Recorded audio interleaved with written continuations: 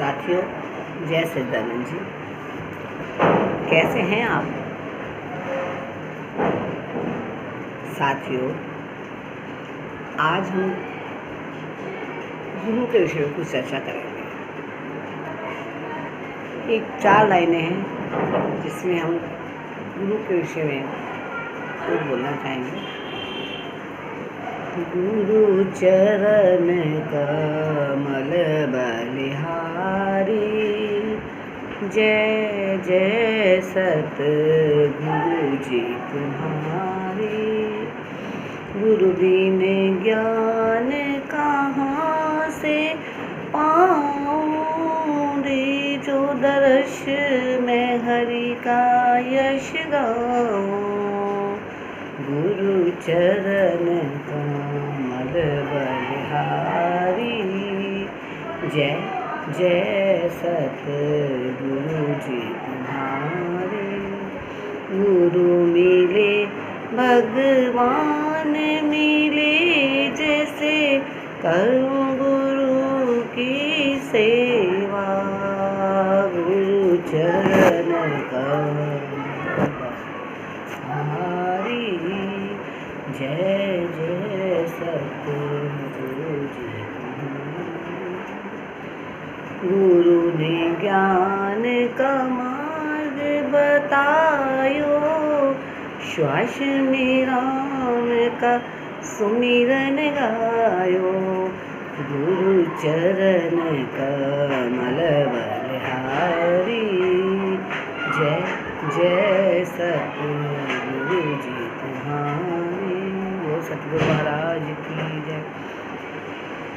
पुराणों में भी लिखा है, गुरु बिना गत नहीं है। गुरु के बिना हमारे जीवन में एक इतना खालीपन है, जैसे कि फूल में सुगंध का ना होना। गुरु हमारे जीवन में बहुत महत्व रखते हैं। व्यक्ति जब पैदा होता है उस समय से उसका गुरु धारण शुरू हो जाता है। आप पूछेंगे वो कैसे?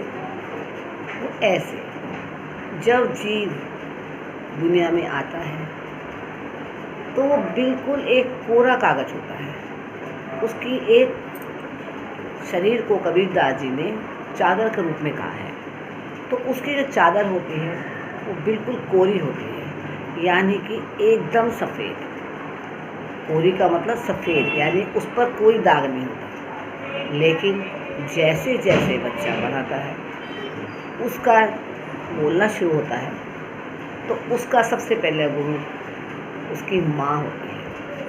माँ उसको बताती है, बेटा ये काम करना है, ये नहीं करना है, यहाँ जाना है, वहाँ नहीं जाना। ऐसे करते करते वो माँ उसको गुरु के रूप में पूरी शिक्षा देती है और उसके चरित्र का निर्माण करती है। गुरु कुम्हार शिष्य कुंभ है, गड़ी गड़ी काढ़े खोट, बाहर हाथ आंतर हाथ सहारे और बाहर बाहिर चोट। यानी कि गुरु को एक कुम्हार की संज्ञा दी गई है।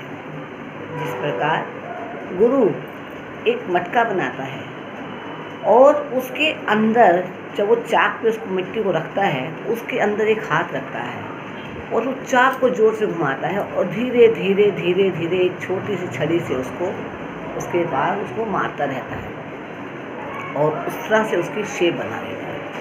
तो ठीक गुरु का भी यही काम है।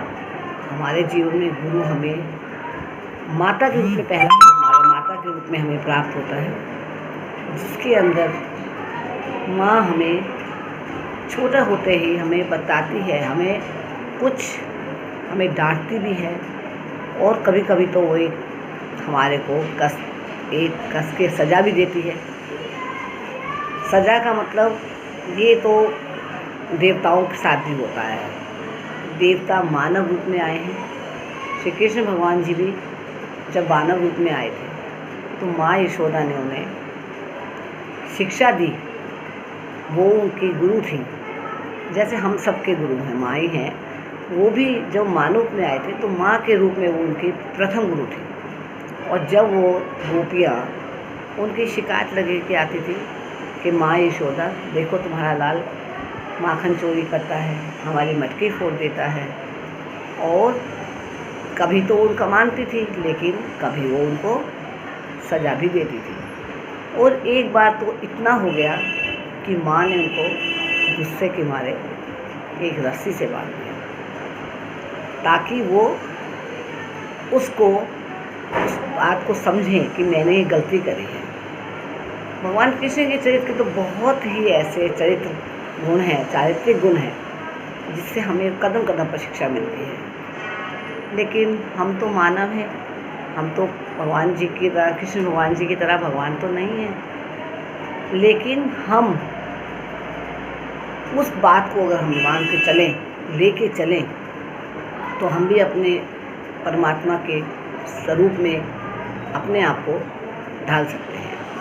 कहने का मतलब कि हम ऐसे कार्य कर सकते हैं जिससे भी लोग ये कहे कि तो मानव के रूप में एक भगवान है। तो प्रथम गुरु हमारा घर में बच्चे का वो माँ होती है, जो कि उसको अच्छे बुरे का ज्ञान देकर उसका चारित्रिक स्वरूप एक मटके की तरह संभालता है। जैसे कि बाहर एक मटका बनाता है, बाहर से तो चोट मारता है और अंदर से जो है उसको हाथ का सहारा देता है ताकि वो चटक ना जाए। इसी प्रकार से माँ बच्चे को बाहर से ताड़ना देती है, लेकिन अंदर से उसके मन में प्रेम रहता है कि मेरा बच्चा, अगर मैं आज इस तरह से उसको डांटूंगी तो कल ये कार्य नहीं करेगा, जिसके कारण वो समाज में बैठने उठने लायक बनेगा। ठीक उसी हाथ की तरह जैसे हाथ कुम्हार देता है, ऐसी माँ हृदय रूपी हाथ उसके शरीर, उसके चरित्र में रख के और उसको डांट कर या गुस्सा करके वो उस डंडे का समान होता है जो कि उसके चरित्र को बनाता है। तो प्रथम गुरु हमारा माँ होती है। जैसे जैसे बच्चा बड़ा होता है, अब उसको व्यवहारिक ज्ञान के लिए, सामाजिक ज्ञान के लिए विद्यालय में डाला जाता है। विद्यालय में हमें व्यवहारिक ज्ञान सिखाया जाता है, अपने जीविका अर्जन करने का, कि हमें अपनी जीविका कैसे अर्जन करनी है, हमें समाज में कैसे बैठना है, ये सब बता के हमें विद्यालय के लिए रवाना किया जाता है। ये सब समझने के लिए पहले ज़माने में गुरुकुल होते थे, आज हम उसको विद्यालय का रूप देते हैं, विद्यालय के रूप में देखते हैं और इस तरह शिक्षा ग्रहण करके बच्चा बड़ा होता है। अब हम बच्चे बड़े हो जाते हैं तो अब हमने लौकिक ज्ञान तो सीख लिया, लेकिन जिस लोक से हम आए हैं उसका तो ज्ञान हमारे बिल्कुल भी हमारे मन में अभी बहुत हमसे दूर है। और वही हमारा जीवन का उद्देश्य है, अपने परमपिता परमात्मा के साथ साक्षात्कार करना। उसका ज्ञान हमें कैसे हो, तो उस ज्ञान के लिए हमें गुरु की आवश्यकता होती है। गुरु का अर्थ हिंदी में बड़ा कहा जाता है, गुरु मैंने बड़ा। तो उस गुरु के पास हम जो है, हमें परलोक के ज्ञान की शिक्षा मिलती है। और जितने भी हम ये कर्म कांड, जो हमारा मूर्ति पूजन है, जो हमारा ज्ञान है, वो सब हमें जो है इस कार्य को सार्थक करने के लिए हमें उस गुरु के कृपा का, हमारा पर उस गुरु की कृपा का होना अत्यावश्यक है। कबीरदास जी ने गुरु के विषय में बहुत कुछ लिखा है। चदरिया झीनी रे झीनी और राम रस बिन भीनी, ले जब चदरिया रंगरेजवा पे गए तो लालो लाल कर दी। चदरिया झीनी रे झीनी, ये राम रस बिना भीनी। यानी कहने का मतलब कबीरदास जी कहते हैं कि ये शरीर जो है चादर के समान है। जब हम पैदा होते हैं तो हमारी ये चादर रूपी शरीर जो है वो कोरा होता है, उसको किसी प्रकार का ज्ञान नहीं होता। लेकिन जब हम उस चादर को, यानी किसी रंगरेज मैंने अपने जब किसी गुरु के पास लेके जाते हैं तो वो हमें ज्ञान रूपी रंग हमारे पर चढ़ाता है। और उस ज्ञान रूपी रंग से हमारी चादर जो है वो क्या हो जाती है, वो लाल लाल हो जाती है। लाल का मतलब उस परम पिता परमात्मा के रंग में रंग जाती है और हम अपने लक्ष्य की तरफ बढ़ने के लिए प्रथम चरण रखते हैं जब हम गुरु के द्वारा शिक्षित होते हैं। व्यवहारिक ज्ञान तो हमने ले लिया, अब हमें परमपिता परमेश्वर के विषय में भी तो जानना है। जो हमारा लक्ष्य है, यही हमारा लक्ष्य है और यही हमारी मंजिल है। तो गुरु का ज्ञान हमारे जीवन के लिए अत्यधिक महत्वपूर्ण है। गुरु के लिए गुरु नानक देव जी ने भी पीछे नहीं कदम बढ़ाया। उन्होंने भी गुरु की महिमा को गाया है कि गुरु गोविंद दोऊ खड़े काके लागू पाए, बलिहारे गुरु आपने जिन गोविंद दियो मिलाए। ये तन विष की बेलरी गुरु अमृत की खान, शीश दिए जो गुरु मिले तो भी सस्ता जान। गुरु नानक देव जी अपने इसमें कहते हैं कि गुरु जो है, और ये जो दोहे हमने आपसे बोले हैं ये हमारे कबीरदास जी के लिखे हुए हैं। कबीरदास जी कहते हैं, उन्होंने गुरु की महिमा के ऊपर एक विशाल ग्रंथ लिखा है। यानी कि गुरु की महिमा को हम अपनी ज़ुबान से बयान नहीं कर सकते।